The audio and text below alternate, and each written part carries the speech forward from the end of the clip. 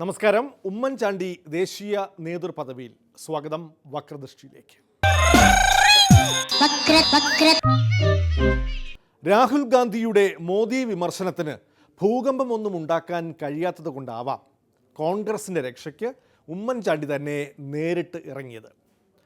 പ്രധാനമന്ത്രിയെയും കേന്ദ്ര സർക്കാരിനെയും വെട്ടിലാക്കുന്ന ചില വിവരങ്ങൾ ഉമ്മൻചാണ്ടിയും സഹ CIDമാരും ഇൻവെസ്റ്റിഗേറ്റ് ചെയ്ത് കണ്ടെത്തിയിട്ടുണ്ട്. മോദി വിമർശനത്തിന് കച്ചകെട്ടി ഇറങ്ങിയ രാഹുൽ ഗാന്ധി ന്യൂ ഇയർ ആഘോഷത്തിന് ലണ്ടനിൽ പോയ തക്കം നോക്കി ഉമ്മൻചാണ്ടി കൊച്ചിയിൽ വിളിച്ചു ചേർത്ത വാർത്താ സമ്മേളനത്തിൽ ആരോപണ ബോംബ് പൊട്ടിക്കുകയും ചെയ്തു.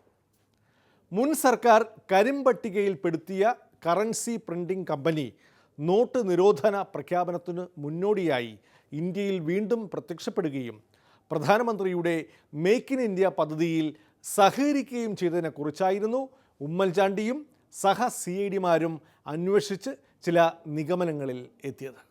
എനിക്കിപ്പോ ഭാവിയല്ല, ആ ഭൂതത്തിന്റെ മുഖ മനസ്സിന് പോകാത്തത്. ആ കമ്മീഷണറുടെ മുഖത്ത് എന്തോ നിഗൂഢതകൾ ഒളിഞ്ഞെടുപ്പുണ്ട്. അയാളുടെ നിഗുണ്ടങ്ങൾ കണ്ടുപിടിക്കാൻ നമ്മളാരാ CIDകളാ. എന്താ പറഞ്ഞേ? നമ്മളാരാ CIDകളാ.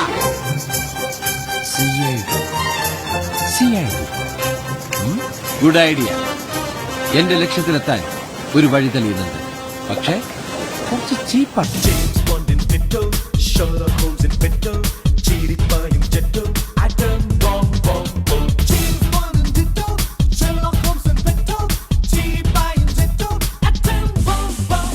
പുതിയതായിട്ടുള്ള ഒരു കാര്യമായിട്ട് ഞാൻ അവകാശപ്പെടുന്നില്ല. അപ്പോൾ ഈ കാര്യങ്ങളെല്ലാം ഡോക്യുമെന്റ്സ് ഉള്ളതാണ്. പുതിയതായിട്ടുള്ള ഒരു കാര്യവും ഞാൻ പറഞ്ഞിട്ടില്ല. ഇതെല്ലാം കൂടെ ഒന്നിച്ചെടുത്തു എന്ന് മാത്രമേ ഉള്ളൂ. അതെ, ഇന്നെങ്ങാനും പൊട്ടിക്കോ, ഇത് വെക്കാനാ. അത് വെക്കുന്ന മൂക്കിലല്ല, ചെവിയിലാണ്. അതെനിക്കറിയാം. പിന്നെ നീ അത് കോപ്പി. എന്റെ കോൺസെൻട്രേഷൻ പോണു. ഒച്ച വെക്കല്ലേ. അല്ല, വെടി മാറി എന്റെ നെഞ്ചത്ത് കൊണ്ടാ ഒച്ച വെക്കാമോ? ഒരു ഇൻവെസ്റ്റിഗേറ്റീവ് ജേർണലിസം, അതിന് നിങ്ങൾക്കുള്ള മെറ്റീരിയൽസ് എല്ലാം ഇന്ന് തരിക. പക്ഷെ വെടിച്ചിന്റെ പേര് മാത്രം പോരാ, കേസുണ്ടാക്കണം. അതെ, പോലീസിനെ കൊണ്ട് സാധിക്കാത്ത നിന്നെ കൊണ്ട് കഴിയും. ഈ കരിപ്പട്ടികയിൽ ഉൾപ്പെടുത്തിയ കമ്പനി പ്രധാനമന്ത്രിയുടെ മേക്ക് ഇൻ ഇന്ത്യ എന്ന പരിപാടിയിൽ പങ്കാളിയാകുന്നു. ഈ കറൻസി അസാധുവാക്കുന്ന തീരുമാനമെടുക്കുന്നത് നവംബർ 8-ാം തീയതിയാണ്. നവംബർ 7 മുതൽ 9 വരെ ഡൽഹിയിൽ ഇന്ത്യ UK ടെക് സബ്മിറ്റ് നടക്കുകയായിരുന്നു.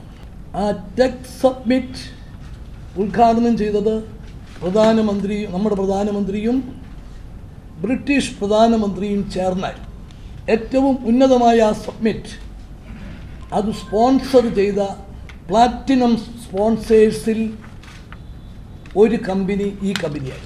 സത്യം പറ, നീ ആരാ? ഞാൻ ആരുമല്ല. നീ എന്റെ കഞ്ഞിയിൽ പാറ്റിടാൻ വന്നവനല്ലടാ.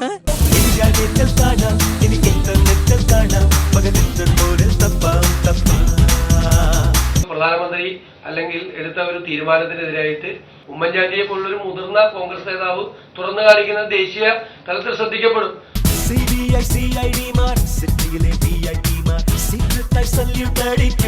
പ്ലാസ്റ്റിക്സ് നോട്ട്സ് അടിക്കുന്നതിന് ഒരു ഷോർട്ട് ലിസ്റ്റ് ഉണ്ടാക്കിയിരിക്കുന്നു.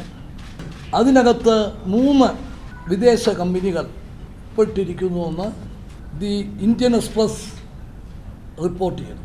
അതിലെ 1-ാമത്തെ കമ്പനി ഈ ബ്ലാക്ക് ലിസ്റ്റ് ചെയ്ത കമ്പനി. ഈ കമ്പനിയാണ് പാകിസ്ഥാനും ചൈനയ്ക്കും വേണ്ടി നോട്ട് അടിക്കുന്നു എന്നുള്ള ആക്ഷേപവും ഇന്ന് ഉയർന്നു വന്നിട്ടുണ്ട്.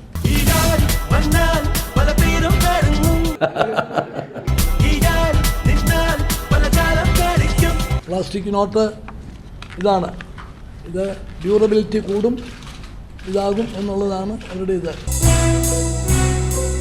ഫേക്ക് നോട്ട് അടിക്കാനുള്ള സാധ്യത കുറയും എന്നൊക്കെ പറഞ്ഞിട്ടുള്ള ഇതാണ്.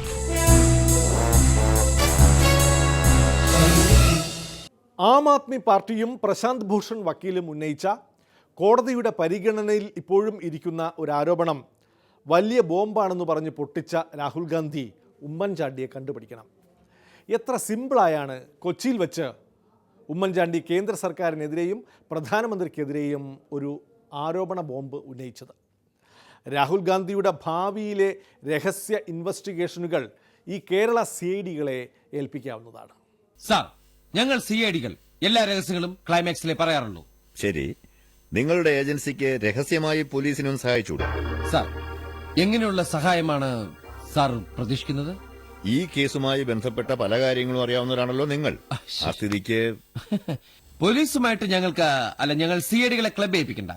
അവരവരുടെ രീതിക്ക് അന്വേഷിക്കട്ടെ. സാറിന് വേണ്ടി ഞങ്ങളുടെ സ്റ്റൈലിൽ അന്വേഷിക്കാം. അത് മതി. എല്ലാം പബ്ലിക് അത് ഞാൻ നേരത്തെ തന്നെ പറഞ്ഞല്ലോ. ഞാൻ പുതിയതായിട്ടൊന്നും ഇതെല്ലാം പബ്ലിക് ഡോക്യുമെന്റ്സാണ്. നിങ്ങൾ പറഞ്ഞതിനകത്തൊരു പോയിന്റ് ഉണ്ട്. നിശ്ചയമായിട്ടും ദേശീയ നേതൃത്വത്തിന്റെ ശ്രദ്ധയിൽ ഞാൻ കൊണ്ടുവരും. ഉമ്മൻചാണ്ടി പറഞ്ഞ ഇഷ്യൂവിനാണ് പ്രാധാന്യം, ഉമ്മൻചാണ്ടിക്കും പ്രാധാന്യമുണ്ട്. ലുക്ക് സുഹൃത്തുക്കളെ, ആത്മപ്രശംസ ആത്മഹത്യയേക്കാൾ ചീപ്പാണെന്ന് എനിക്കറിയാം. എന്നാലും ചില സത്യങ്ങൾ വിളിച്ചു പറയാതിരിക്കാൻ എനിക്ക് സാധിക്കില്ല. സോറി. ഞാൻ വളരെ ധീരനും കുറ്റാന്വേഷണ തൽപരനും അതിബുദ്ധിമാനുമായതുകൊണ്ട് മാത്രമാണ് ഇങ്ങനൊരു ക്രിമിനലിനെ എനിക്ക് ഒറ്റയ്ക്ക് എന്റെ മുകളിലേക്ക് ഓടിച്ചേറ്റാൻ സാധിച്ചത്. വേണമെങ്കിൽ എനിക്ക് മോളിച്ചെന്ന് ഒറ്റയ്ക്ക് ക്രിമിയല്ല ആക്രമിയെ എനിക്ക് കീഴ്പ്പെടുത്താൻ സാധിക്കും. ആവേശം കൊണ്ട് ഓരോന്ന് വിളിച്ചു പറഞ്ഞ് തടിയേടാക്കണ്ട, പണിയെടുക്കാതെ ജീവിക്കാൻ നോക്ക്. നിങ്ങൾ ഇതൊന്ന് ഇൻവെസ്റ്റിഗേറ്റീവ് ഒരു അപ്രോച്ച്, ഈ കാര്യങ്ങൾ റെക്കോർഡ്സ് വെച്ചെടുത്തിട്ട് അതിന് വലിയ ഇത് കൊടുക്കണം.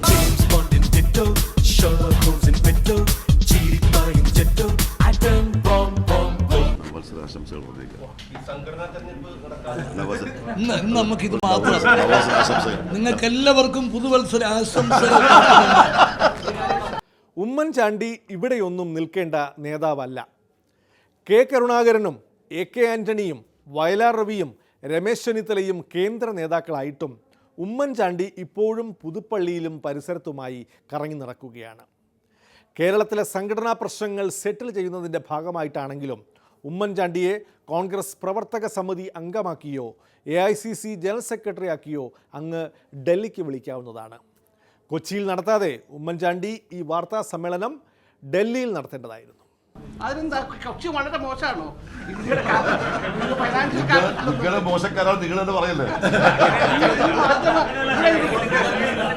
കൊച്ചിയിലെ എല്ലാ ന്യൂസുകൾക്കും ദേശീയ പ്രാധാന്യം കിട്ടിയിട്ടുണ്ട്. ഇതിന് മുമ്പും കിട്ടിയിട്ടുണ്ട്. ഇവിടെ ആന്റണി എന്ന് പറഞ്ഞ എത്രയോ കാര്യങ്ങൾ ദേശീയ പ്രാധാന്യം കിട്ടിയിട്ടുണ്ട്. അത്ര ചെറുതാക്കണ്ട കൊച്ചിയെ. കൊച്ചി പഴയ കൊച്ചിയില്ലെന്നറിയാം, പക്ഷേ ബിലാല് പഴയ ബിലാല് തന്നെ. ഉമ്മൻചാണ്ടി ദേശീയ നേതാക്കന്മാരുടെ ഒരാളാണ്. ഞാൻ ക്ലെയിം ചെയ്യുന്നില്ലെങ്കിലും ഉമ്മൻചാണ്ടി പൊട്ടിച്ചത് ബോംബല്ലെന്നും വെറും പടക്കമായിരുന്നു എന്നുമാണ് വി മുരളീധരൻ്റെ അഭിപ്രായം. കേന്ദ്ര ധനകാര്യമന്ത്രി അരുൺ ജെയ്റ്റ്ലി മുമ്പ് മറുപടി പറഞ്ഞ ഒരു പത്രവാർത്ത മാത്രമാണിതെന്നും മുരളീധരൻ. ഉമ്മൻചാണ്ടി പറഞ്ഞത് ഒരു പഴകിത്തേഞ്ഞ ആരോപണം വീണ്ടും എടുത്ത് ഉപയോഗിച്ചിരിക്കുകയാണ് എന്നുള്ളതിനപ്പുറത്ത് ഈ ആരോപണത്തിൽ ഒരു കഴമ്പുമില്ല. ഉമ്മൻചാണ്ടിക്ക് ബോധ്യപ്പെടാത്തത് കൊണ്ടാണ് ഇത് പറയുന്നതെന്ന് എനിക്ക് തോന്നിയിട്ടില്ല. ഉമ്മൻചാണ്ടിക്ക് ഇതൊക്കെ അറിയാം. പക്ഷെ ഉമ്മൻചാണ്ടി ഇതൊക്കെ അറിഞ്ഞിട്ട് കേരളത്തിൽ ഇപ്പൊ തൽക്കാലം ഇതിന്റെ ഉദ്ദേശം നരേന്ദ്രമോദി അല്ലല്ലോ. ഉമ്മൻചാണ്ടി എറിഞ്ഞ പടക്കത്തിന്റെ യഥാർത്ഥ ലക്ഷ്യം, പടക്കങ്ങൾ എന്നും എന്റെ ഒരു വീക്ക്നെസ് ആയിരുന്നു. ഉമ്മൻചാണ്ടി എറിഞ്ഞ പടക്കത്തിന്റെ യഥാർത്ഥ ലക്ഷ്യം എന്താണെന്ന് നിങ്ങൾക്കും അറിയാം, എനിക്കും അറിയാം. കോൺഗ്രസിനകത്ത് നടന്നുകൊണ്ടിരിക്കുന്ന കാര്യങ്ങൾ.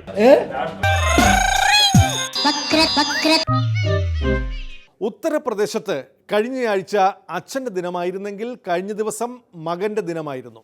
സമാജ്വാദി പാർട്ടി രാഷ്ട്രീയം ക്ലൈമാക്സും കടന്ന് ആൻറ്റി ക്ലൈമാക്സിലേക്ക് എത്തി നിൽക്കുന്നു. ആദ്യം അച്ഛൻ യാദവൻ മുലായ സിംഹം എന്ന നേതാജി മകനെ പുറത്താക്കി മണിക്കൂറുകൾക്കകം തിരിച്ചെടുത്തു. മകൻ യാദവനായ അഖിലേഷ് യാദവ് വിഭാഗം അച്ഛനെ ദേശീയ അധ്യക്ഷ സ്ഥാനത്ത് നിന്ന് നീക്കി പകരം വീട്ടി. പാർട്ടിയെയും അച്ഛനെയും രക്ഷിക്കാനാണ് അച്ഛനെ ഒതുക്കിയതെന്ന് മകൻ. പാർട്ടി ചിഹ്നമായ സൈക്കിളിനു വേണ്ടിയുള്ള കടിപിടിയാണ് ഇപ്പോൾ. അവരെ എക്സ്പീരിയൻസ് ഇല്ലല്ലോ, അതുകൊണ്ട് ഭരണമൊക്കെ ഞാൻ തന്നെയാ. ആയിക്കോട്ടെ അച്ഛാ, ഒരു മിനിറ്റ്. അനുഗ്രഹം മേടിക്കാനായിരിക്കും. ആയിക്കോട്ടെ ആയിക്കോട്ടെ. അച്ഛൻ അവിടെ ഇരിക്കേ. ഇത് മന്ത്രിയുടെ കസേരയല്ലേ. ഇവിടെ ഇരിക്കേണ്ട ഞാൻ ഇവിടെ ഇരുന്നില്ലെങ്കിൽ അവിടെ പട്ടി കയറി ഇരുന്ന് ഇറങ്ങി. ഞാൻ ഉദ്ദേശിച്ചത് ഒരു ബനാന ടോക്കാണ്. പഴഞ്ചൊല്ല് കയ്യിൽ നിന്ന് പോയി ഉണ്ടായിരുന്നു. അച്ഛൻ ഒരുപാട് കൊല്ലായിട്ട് ഈ നാടിനു വേണ്ടി കഷ്ടപ്പെടുന്നതല്ലേ. ഇനി കുറച്ചു കാലം റെസ്റ്റ് എടുക്ക്. നമുക്ക് ആരോഗ്യമൊക്കെ നോക്കണ്ടേ? അതെ അതെ, മകൻ ഇവിടെ ഹോം മിനിസ്റ്റർ ആകട്ടെ, അച്ഛൻ ഇനി കുറച്ച് നാള് ഹോമിലെ മിനിസ്റ്റർ ആകട്ടെ. കേട്ടല്ലേ? എന്തിനാ സാർ ഇന്ന് സമയം കളയുന്നത്? ഇപ്പൊ പോയ സന്ധിക്കുമ്പോ വീട്ടിലെത്താം. ഇവിടെ ഞങ്ങൾക്ക് 100 കൂട്ടം പണികളുണ്ടെന്നേ. അച്ഛനോട് നിന്നാലേ നമ്മുടെ പണി നടക്കത്തില്ല. അച്ഛൻ ഇന്നലെ വല്ലാത്തോരക്കിടി പറ്റി, എന്റെ അച്ഛൻ ഇന്നലെ വല്ലാത്തോരക്കിടി പറ്റി. എന്തുവാണ്? सर्वसम्मति से उत्तर प्रदेश के माननीय मुख्यमंत्री श्री अखिलेश यादव जी को समाजवादी पार्टी का अध्यक्ष, राष्ट्रीय अध्यक्ष चुनता है।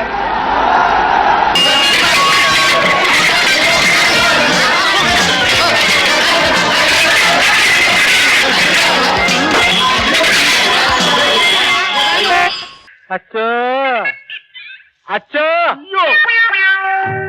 पार्टी के खिलाफ साजिश हो तो नेताजी का बेटा होने की वजह से मेरी जिम्मेदारी बनती है कि ऐसे लोगों के खिलाफ, साजिश करने वालों के खिलाफ हम खड़े हों।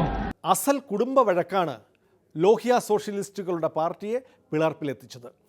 സൈക്കിൾ ചിഹ്നത്തിനു വേണ്ടി തെരഞ്ഞെടുപ്പ് കമ്മീഷനെ സമീപിക്കാൻ ഒരുങ്ങുകയാണ് അഖിലേഷ്. സൈക്കിൾ തൻ്റെ ഒപ്പ് പോലെയാണെന്നും വിട്ടുകൊടുക്കാനാവില്ലെന്നും മുലായവും.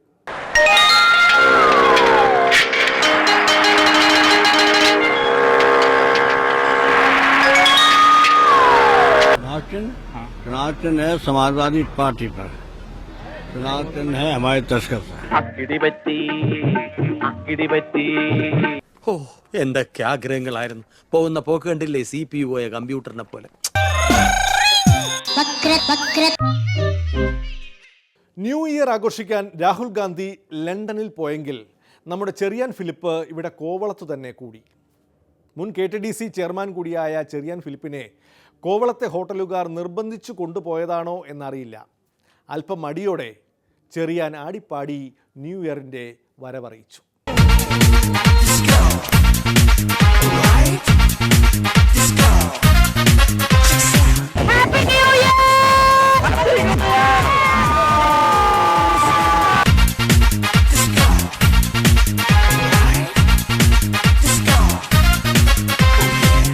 I am a disco dancer.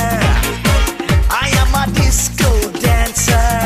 Hey, I am a disco dancer. മുകളിലേക്ക് കുത്തിട്ട് താഴേക്ക് മറിക്കാൻ എന്തത്ര പ്രയാസം. എളുപ്പം മനസ്സിലാക്കാൻ നിങ്ങൾക്ക് മനസ്സിലാവുന്ന ഭാഷയിൽ ഞാൻ പറഞ്ഞു തരാം. എല്ലാത്തിനും പറ്റുണ്ട്. മുകളിലേക്ക് മാങ്ങപറി, താഴേക്ക് ചെളികുത്ത്. മാങ്ങപറി ചെളികുത്ത്, മാങ്ങപറി ചെളികുത്ത്. മാങ്ങ പറിച്ചിട്ടേ ചെളികുത്താവും. ദർശനം ചെളി മാത്രം കുത്തിക്കൊണ്ടിരിക്കുന്നത്. I am a disco dancer. जिंदगी मेरा गाना, मैं इसी का दीवाना.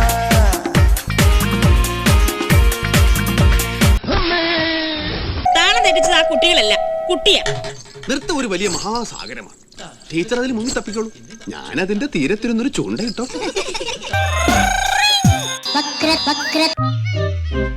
വക്രദൃഷ്ടിയിൽ ഇടവേളയാണ്. രാജ്യം ഉട്ടോപ്പിയിലേക്കുള്ള യാത്രയിൽ ഇടവേളയ്ക്ക് ശേഷം.